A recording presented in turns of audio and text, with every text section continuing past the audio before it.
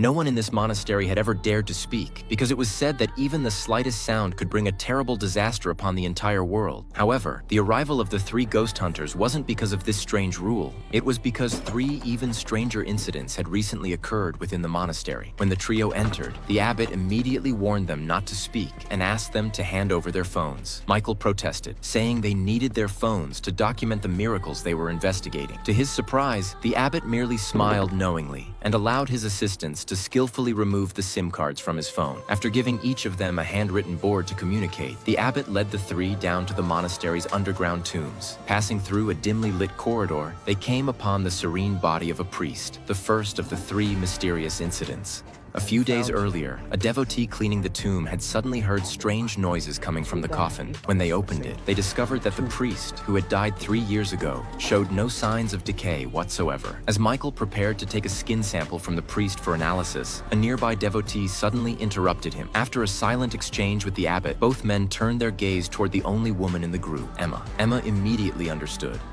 Apparently, the old monastery still clung to deeply rooted gender biases, so she wisely left the scene. Unexpectedly, she ran into the monastery's only nun, Jenny. Seeing that the bottles of wine in Jenny's cart had tipped over, Emma kindly went over to help and pushed the bottles all the way down to the monastery's wine cellar. The two quickly became fast friends. Meanwhile, after Michael had handed the priest's samples to a testing facility, he eagerly asked the devotee about the second incident. The devotee immediately led him to the monastery's attic, where the abbot and his assistants had also moved the priest's body. When a man signaled Michael to look to the other side of the room, Michael was shocked to see an extremely bizarre cabinet. Thick, unknown liquid seeped continuously from it, and atop the cabinet was a grotesque statue of a demon.